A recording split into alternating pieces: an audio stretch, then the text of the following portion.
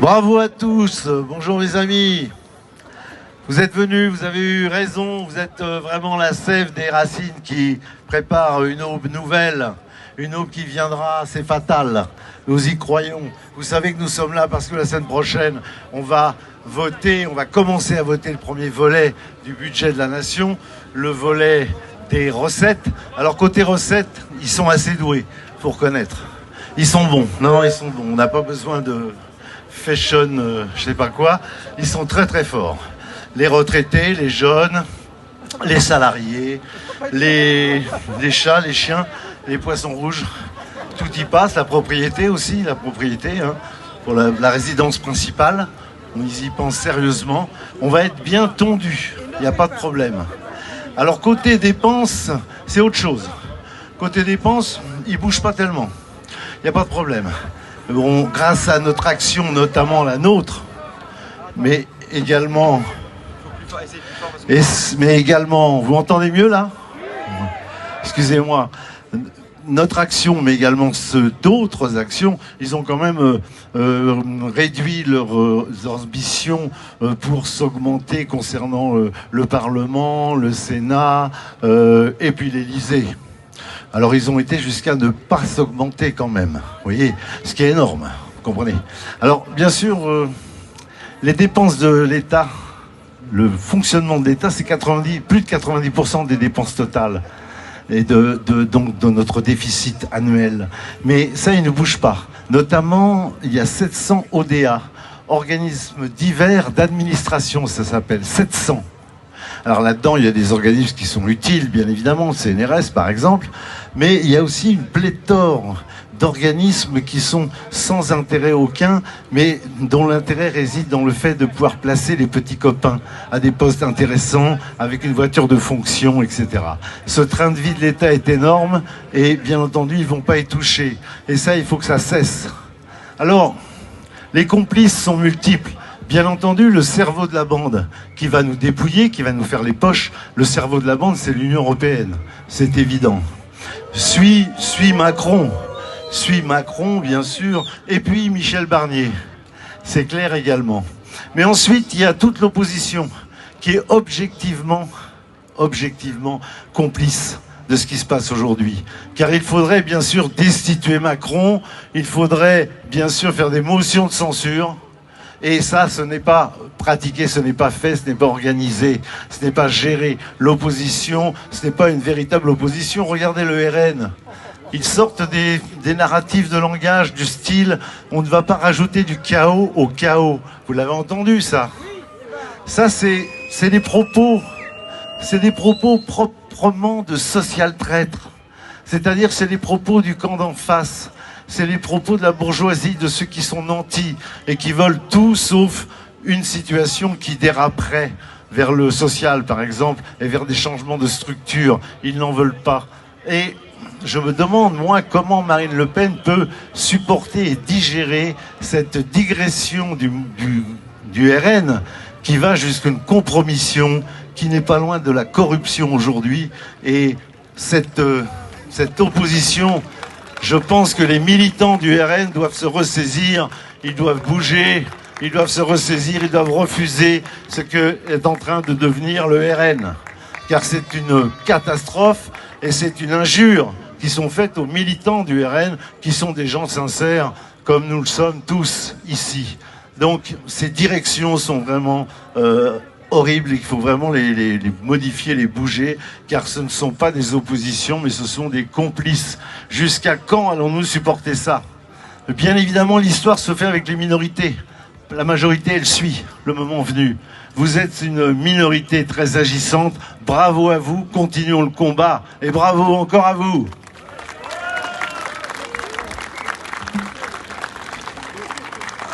Merci à Dominique Bourse-Provence, qu'on peut applaudir très fort.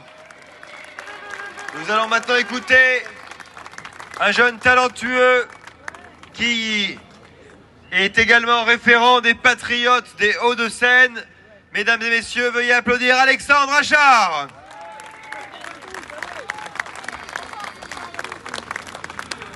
Dans ses mémoires de guerre, dans ses mémoires d'espoir, Charles de Gaulle décrivait ainsi l'état dans lequel il trouva la France en 1958. Il est vrai que les assurances sociales remédiaient suffisamment aux misères pour qu'il n'en sortît pas de révolte. Mais quant aux problèmes de longue haleine, logements, écoles, hôpitaux, ont laissé s'accumuler des retards qui compromettaient l'avenir du pays. Bien entendu, le régime trouvait pour couvrir cet effacement les idéologies voulues. L'une au nom de l'unité de l'Europe, l'autre au nom de la solidarité atlantique, chacun faisant carrière sous la protection du géant du moment. Ces mots résonnent jusqu'à notre époque comme un écho. Comme en 58, la France va mal, et même probablement encore plus. En effet, ce serait se voiler la face que de nier la gravité de l'état de notre pays. Des déficits galopants, un niveau scolaire en chute libre, une politique étrangère insensée, une souveraineté dissoute et une identité affaiblie. Mais si nier la gravité de la situation serait du déni, céder aux sirènes du renoncement serait aussi irresponsable qu'impardonnable. Car 100 fois dans son histoire, la France a frôlé la destruction. La couronne de France tombant aux mains des Anglais en 1420, la France assaillie par les coalitions européennes au début du 19e siècle, et la France défaite, trahie et occupée en 1940. Et 100 fois, elle s'est relevée. Car ce qui est défait par la trahison, la médiocrité et la lâcheté peut toujours être rebâti par le patriotisme, la dévotion et le courage. La France, pays sur lequel le soleil ne se couche jamais, du haut de sa présence sur 13 fuseaux horaires, a encore de très nombreux atouts pour elle. Deuxième zone maritime mondiale, troisième pays en termes de production d'électricité nucléaire, un siège permanent au Conseil de sécurité de l'ONU, une culture qui fascine le monde, de Montréal à Pékin en passant par Moscou. Des liens très particuliers et singuliers avec de nombreux pays, du Tchad à l'Inde de Narendra Modi. La France a aussi pour elle un peuple travailleur, innovant et formé. Un peuple, certes, gouverné par des ânes, mais un peuple de lions qui reste le plus eurosceptique du continent et un parmi de ceux qui s'est le plus battu contre les passes sanitaires. N'en déplaise à nos adversaires, l'histoire de France n'est pas finie. Au contraire, un nouveau chapitre semble s'écrire peu à peu. À nous de nous battre pour tenir la plume qu'il écrira.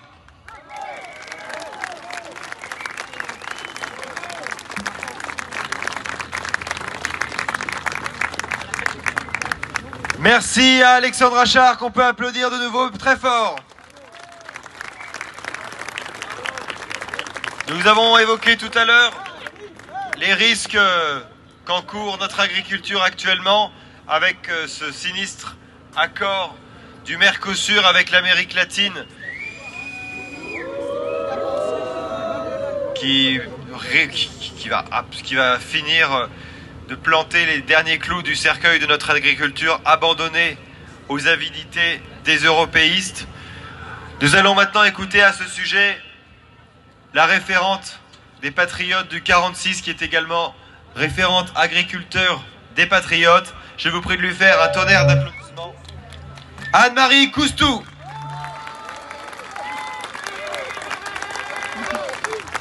Bonjour les patriotes. Oui, la situation de nos agriculteurs, elle n'est même plus dramatique, elle est carrément tragique. Là, c'est une histoire de vie ou de mort. C'est-à-dire que je ne vais pas commencer la longue litanie de tous les malheurs qui leur tombent dessus, mais je vais quand même en citer trois. Tout d'abord, toutes ces maladies X, Y ou Z là, qui arrivent bien sûr d'on ne sait où, un terrible hasard, et qui nécessitent bien entendu des traitements qui sont très ruineux pour eux, mais par contre dont le profit va dans la poche de Big Pharma. Et puis, vous savez, il y a également toutes ces antennes 5G, toutes ces éoliennes qui viennent s'installer à proximité des élevages et qui tuent les troupeaux. Il faut bien le dire, je dis le mot tuer. C'est-à-dire qu'en fait, les troupeaux dépérissent, le rendement de lait s'effondre et puis après, elles meurent, les vaches. Voilà, donc là, on sait que il y a des centaines, voire des milliers d'élevages qui sont concernés à très court terme. Voilà, donc on est en train de détruire notre agriculture. Il y a une trentaine d'exploitations qui mettent la clé sous la porte chaque jour. Je ne vous parlerai bien évidemment pas des 2 agriculteurs par jour qui se suicident, parce que ça, c'est vraiment une tragédie à laquelle il faudrait mettre fin le plus vite possible.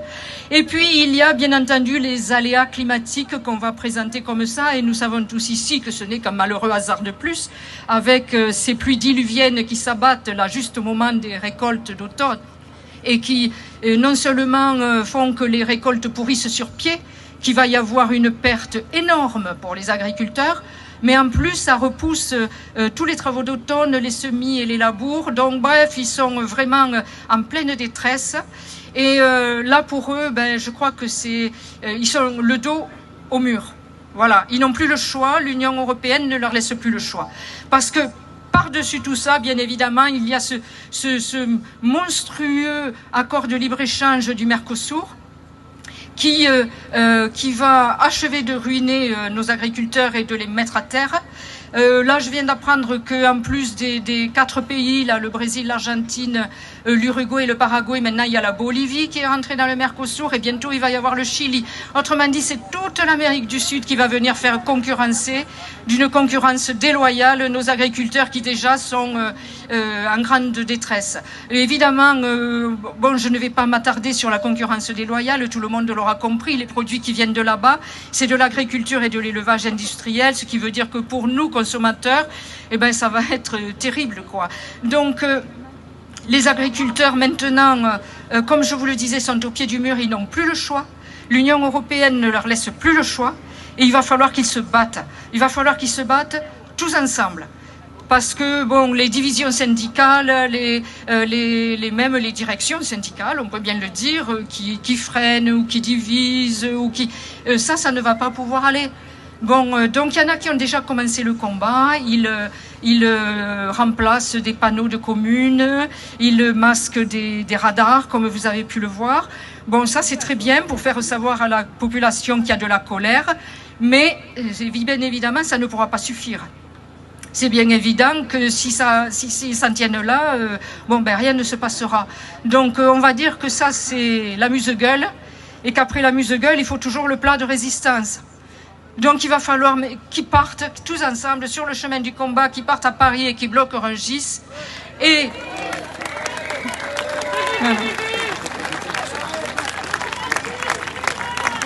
je dis bien tous ensemble, FNSEA, Coordination Rurale, Confédération Paysanne et Verte France, le dernier né des syndicats qui est hors système. Et ils seront très forts s'ils sont tous ensemble, et ça les directions syndicales le savent bien, donc il faut qu'ils aillent tous ensemble. Et puis surtout la population française qui est avec eux, la plupart des Français ont tout à fait conscience que c'est la survie.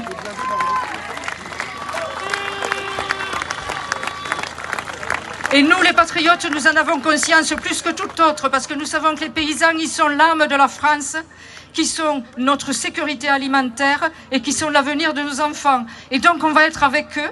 On va être avec eux tout du long, et chacun à sa manière, chacun avec ses moyens, petits ou grands. Il va falloir, quand ils démarreront, il va falloir leur apporter de la nourriture, des croissants, du café, voilà. Il va falloir les attendre le long des convois de tracteurs pour les acclamer avec des pancartes sur lesquelles on aura écrit Frexit. Parce que ils sont conscients, croyez-moi, beaucoup sont conscients que c'est l'Europe qui veut leur peau, mais il faut qu'ils ne l'oublient pas. Et que tant que nous serons dans l'Europe, il n'y aura pas de salut pour eux. Et donc, des pancartes Frexit tout le long de leur chemin. Et puis, pour ceux qui le peuvent, bien évidemment, il faudra les accompagner avec les voitures, avec nos véhicules personnels. Et il faudra les amener jusqu'à la victoire. Parce qu'en fait, il faut qu'eux, ils arrivent avec cette revendication du Frexit. Parce que sinon, ils sont morts. C'est une affaire de vie ou de mort. Voilà. Donc...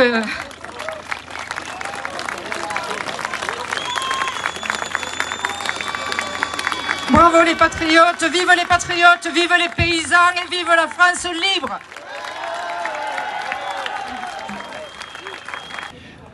Quelqu'un que vous connaissez bien et que vous appréciez, on ne le présente presque plus, il est président du Cercle Aristote, colistier de la liste L'Europe c'est la paix, Pierre-Yves Rougeron. Mes amis, mes camarades, bonjour et merci d'être là. Alors, qu'est-ce que je vais pouvoir vous dire d'original? J'y ai pourtant pensé tout le long du trajet. Bon, on va faire un petit point pour une question qui, je pense, a dû vous frôler. Qu'est-ce que Michel Barnier est allé faire dans cette galère? Là, c'est mieux? Bien. Qu'est-ce que Michel Barnier est allé faire dans cette galère? Voilà. Eh bien, c'est assez simple, en fait. C'est que malheureusement, quand Bruxelles siffle, tous les chiens aboient et attendent une récompense. Michel Barnier a enfin été récompensé. 50 ans de trahison pour recevoir un sucre, c'est une preuve de patience et d'abnégation que je vous demande tous de mesurer. Donc, il va voter le budget, en réalité il va valider un budget demandé par d'autres, et vous pouvez me dire, qui pouvons-nous? Parce qu'en réalité, la vraie question qui nous fait mal, c'est celle-là. Qui pouvons-nous? Je vais vous rappeler un épisode bien français. L'épisode des banquiers républicains. 1848 a débuté comme ça. On en fait annuler 11. Personne ne moufte. Il n'y a pas un rat dans la rue. Et les patriotes de l'époque, vos prédécesseurs, disaient de toute façon, il n'y a rien à attendre des Français. On en annule un 12e, c'est la barricade à Paris. Rappelez-vous les Gilets jaunes. Depuis Giscard 1974 jusqu'aux Gilets jaunes, des décennies d'humiliation. Par quoi ça a commencé? Le prix de l'essence. Rappelez-vous. Or, faites-leur confiance. Si vous avez oublié pourquoi vous les détestez, ils vont vous le rappeler. Faites-leur confiance. Je vais vous donner un exemple tout con, qui me vient comme ça. Et vous pouvez me dire, c'est une petite chose, mais pas en France. Je sais que parmi les nouvelles taxes que sur lesquelles M. Barnier planche, il y a par exemple, sur l'exemple allemand, bon vous me direz, hein, Michel Barnier, quand il ne se couche pas vers Bruxelles, il se couche vers Berlin 5 fois par jour. Il y a la fameuse taxe, outre sur la résidence secondaire, la taxe sur les animaux de compagnie. Eh ouais! Alors, vous me direz, c'est un petit phénomène. Il y a des millions de Français qui sont seuls. Il y a des millions de Français qui n'ont que ça comme chaleur presque humaine, en tout cas comme affection au jour le jour. C'est ces gens-là qui vont être frappés. Frappés pourquoi? Pour payer Ursula, pour payer Zelensky, pour payer la dette et ceux qui sont derrière. Ça peut partir de là, ça peut partir de n'importe où. Vous avez la solitude des avant-gardes. Ça ne durera pas. Pour une raison. Au-delà de vos actions, et je sais qu'on vous en demande beaucoup et qu'on vous en demande trop. Mais je sais aussi que vous êtes prêts à donner. Vous êtes toujours prêts à être là et je vous remercie au bout de toutes ces années. Or, même si vous êtes fatigués, faites-leur confiance. Ils savent se faire détester. Faites confiance à Michel Barnier. Faites-lui confiance pour mettre des millions de Français dans la rue. Il a des mois et des années pour ça. Faites-lui confiance. Faites confiance à son armada. Faites confiance à cette lessiveuse de médiocres dont il a fait un gouvernement. Croyez en eux, croyez en leur volonté de nuire, et vous ne serez plus seuls, parce qu'ils vont finir par mettre des millions de Français dans la rue, car il y a une chose que la Macronie sait être, c'est détester. Courage à tous, à très vite. Un grand bravo à Pierre-Yves Rougeron qu'on peut applaudir très fort.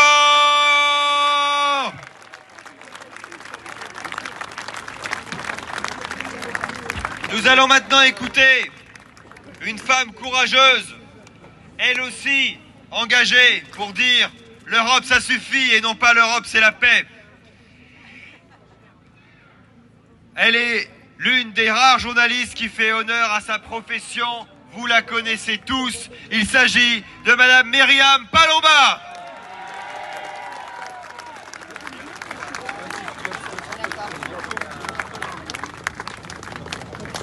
Bonjour à tous, vous allez bien? Imaginez un pays où un homme fait 3300 milliards de dettes en 7 ans, avec 90 milliards de dettes en 6 mois, et qui tranquillement va aller en Suisse payer peut-être 15 000 euros sans rendre de compte à personne.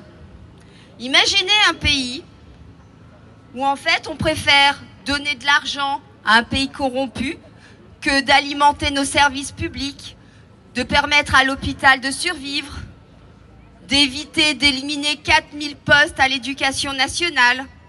Imaginez un pays où on vous enlève la taxe d'habitation, on augmente la taxe foncière de 30%, et puis on remet la taxe d'habitation.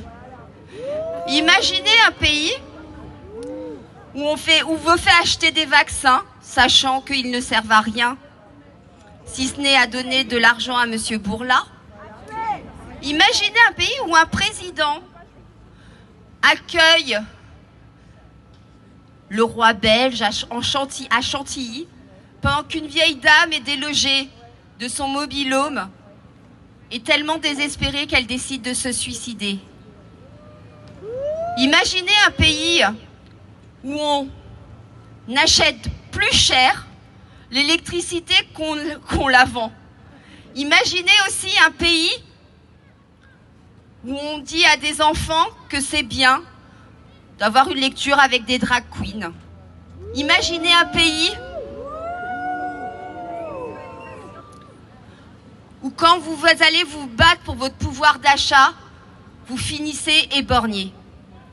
Eh bien, bienvenue en France, notre beau pays de la démocratie et de la liberté d'expression. Alors vous qui êtes patriotes, continuez le combat, ne lâchez rien, parce qu'on va finir par les avoir. Comme l'a dit Pierre-Yves Rougeron, Macron, la Macronie, c'est se faire détester. 78% des Français détestent Macron et j'en fais bien évidemment partie.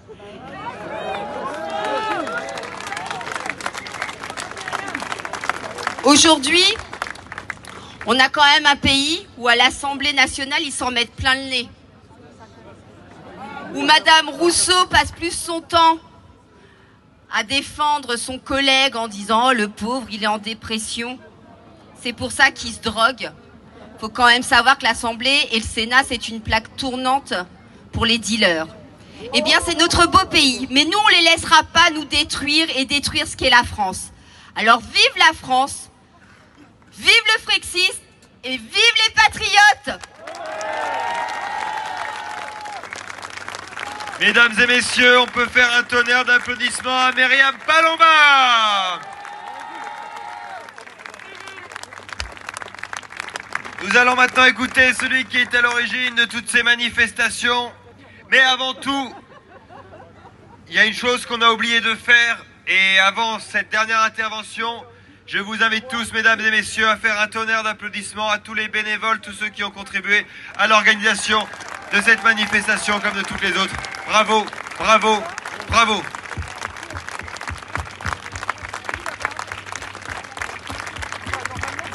Pour clôturer ces interventions, nous allons écouter celui qui est à l'origine de ces manifestations pour la liberté, pour la souveraineté, pour la France. Il est président des Patriotes, Florian Philippot.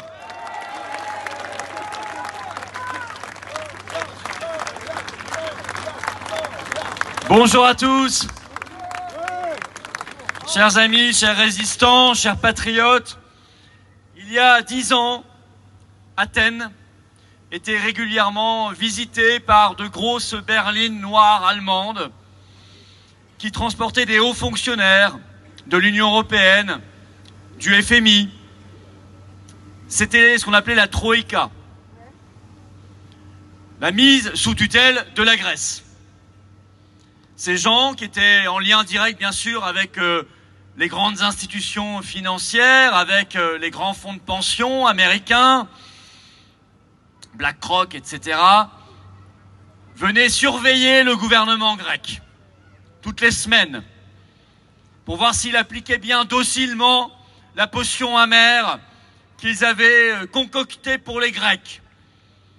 Destruction de leur système de santé, de leur système de retraite, privatisation de tout ce qui pouvait l'être, augmentation de toutes les taxes, création de nouvelles taxes, grande braderie du patrimoine national jusqu'à la vente, vous le savez, de certaines îles grecques.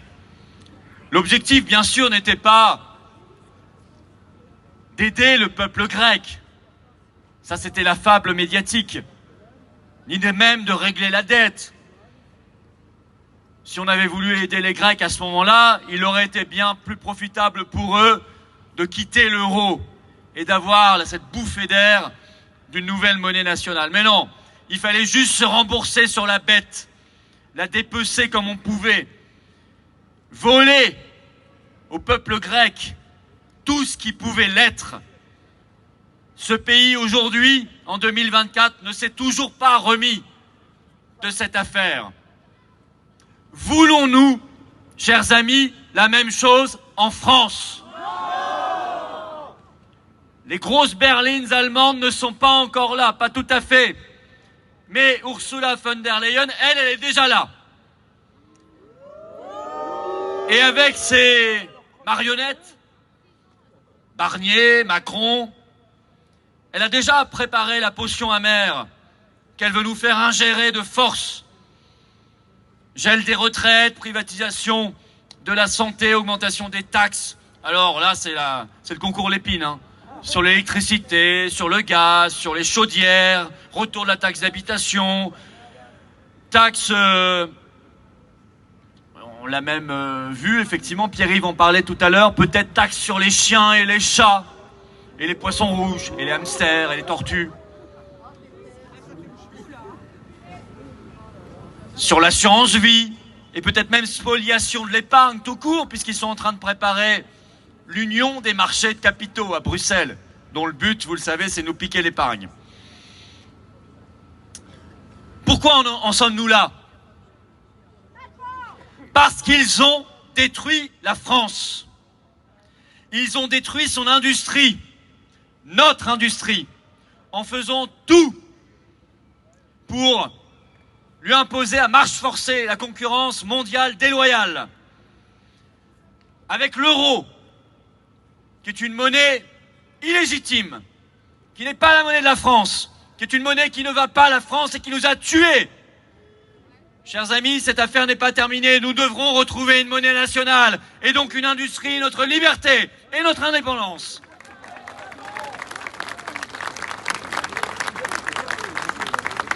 Ils ont tout fait pour décourager les jeunes à créer ici et les pousser à s'exiler ailleurs pour tenter leur chance.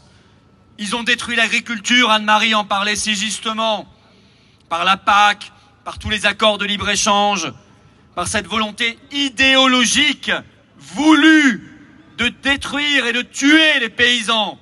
Chaque fois qu'un paysan est au bout d'une corde, la corde, c'est Ursula von der Leyen et Macron qui la tiennent. Ce sont eux les responsables. L'accord Mercosur arrive. Et donc Macron, vous me direz, on avait alerté, on avait prévenu. Macron a menti, bien sûr. Mais de toute façon, c'est pas lui qui décide. C'est l'Union européenne, bien sûr. Alors, force à nos paysans qui reprennent la lutte. Bloquez Rungis, nous serons avec vous. Bloquez ce qui est stratégique. Quand vous mettrez un tracteur, on mettra 10 voitures. On sera là, partout, comme on l'était en janvier, en février dernier, à vos côtés, avec vous, parce qu'on croit en cette lutte et qu'elle est vitale pour notre pays. Ce que le système veut, c'est que les paysans meurent en silence. On va leur faire un fonds de compensation en échange de l'accord avec le Mercosur pour que ils meurent, oui, mais sans un mot, sans un bruit, en silence. Nous, chers amis agriculteurs en colère, on vous veut bien vivants et bien bruyants, bruyants dans les luttes, fiers, solides, intelligentes et bruyants dans la victoire.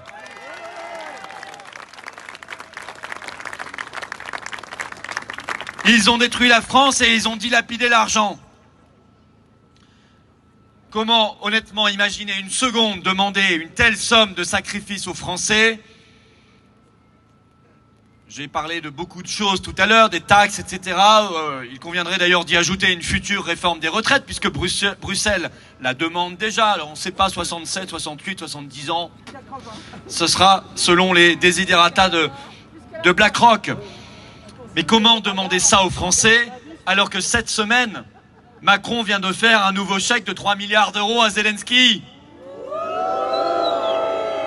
C'est-à-dire à la guerre et à la corruption. Alors qu'hier encore, Ursula von der Leyen était en Albanie et qu'elle a fait un chèque de 920 millions d'euros. Qu'elle fait ce week-end un petit tour dans les Balkans pour préparer l'élargissement de l'Union européenne et qu'elle a prévu de faire un chèque pour tous les Balkans de 6 milliards d'euros. Mais c'est notre argent, L'argent de l'Europe, ça n'existe pas, C'est notre argent, exclusivement notre argent. Comment demander ces sacrifices alors que cette semaine, au Parlement européen, ils ont voté un nouveau plan de 35 milliards d'euros pour l'Ukraine. Et figurez-vous, allez voir les feuilles de vote, il faut toujours aller voir ce que les gens votent vraiment au-delà des discours. Ni LFI, ni le PS, ni LR, ni le PCF, ni les Verts, ni les macronistes, ni le RN n'a voté contre ces 35 milliards d'euros au Parlement européen pour l'Ukraine. Ça, c'est la réalité.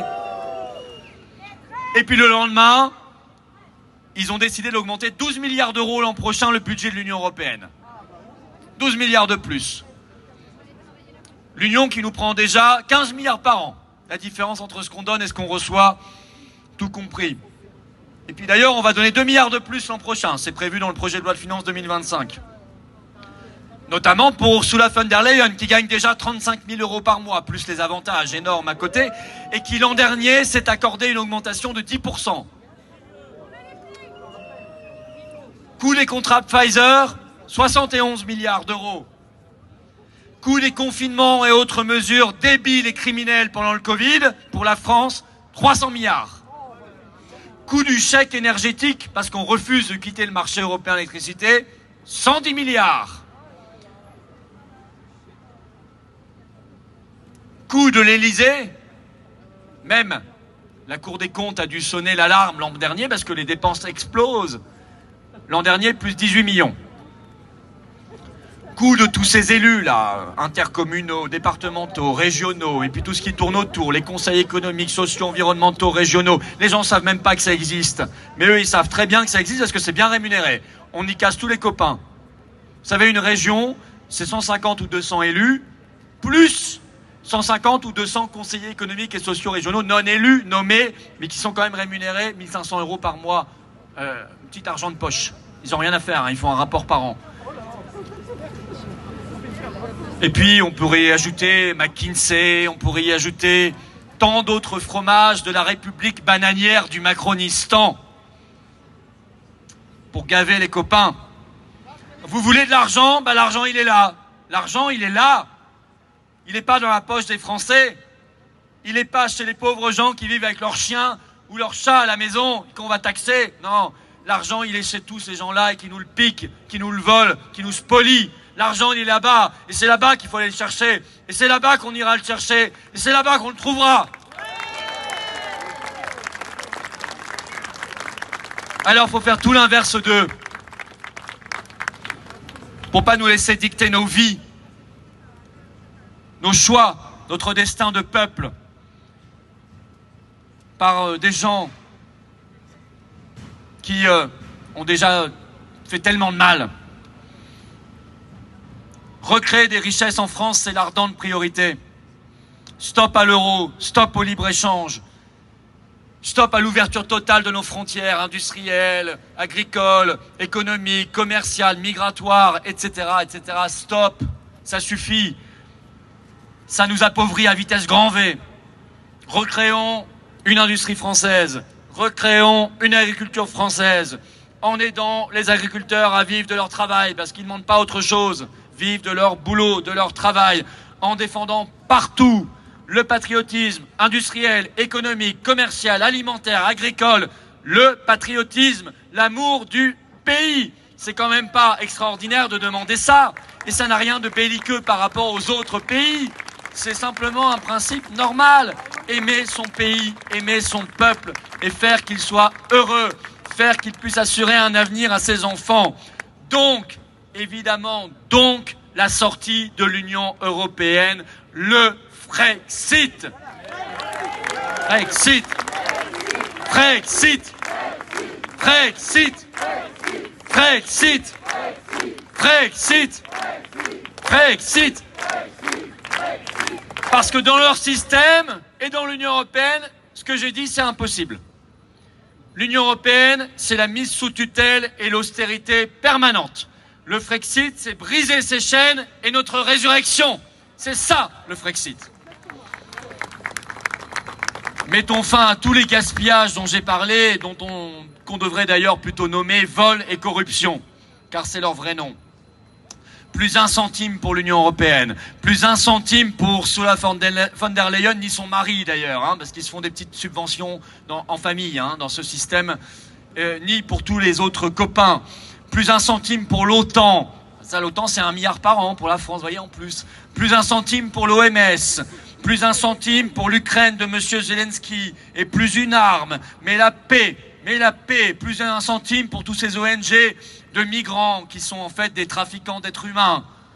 Plus un centime pour tout ce système mondialiste qui est une mafia. Plus un centime pour ces gens-là et nous serons plus heureux, mes chers amis. Nous aurons plus de liberté, plus de sécurité, plus de prospérité, plus de paix et plus de bonheur. Voilà la réalité.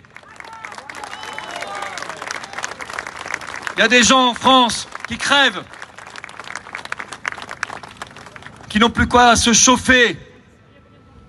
Un étudiant sur 2 qui saute régulièrement un repas faute d'argent. Des personnes âgées qui sont obligées de faire les poubelles pour se nourrir. Des files d'attente gigantesques devant les soupes populaires. Des classes moyennes qui sont sur le grand toboggan de l'appauvrissement. Moyenne, moins. Puis un jour, sous le seuil de pauvreté. C'est ça la réalité de la France en 2024, quelle honte.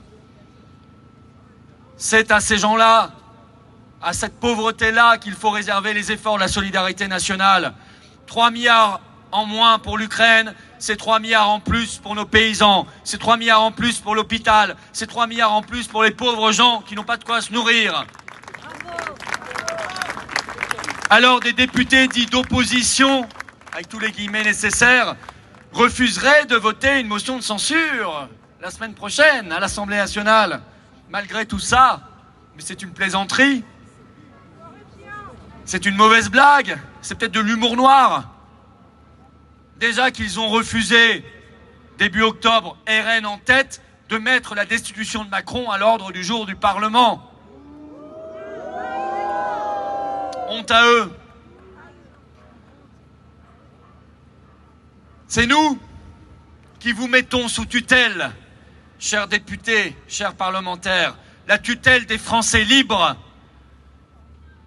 la tutelle du seul souverain dans notre pays, c'est-à-dire le peuple de France. Car rappelons-le, le seul souverain ici, c'est nous.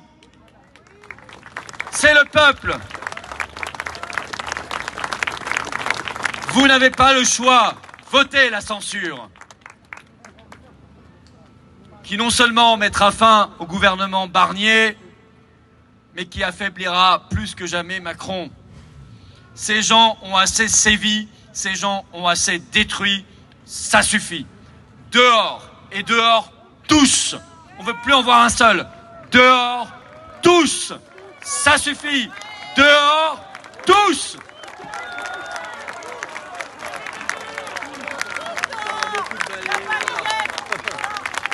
Le peuple de France n'accepte aucune tutelle.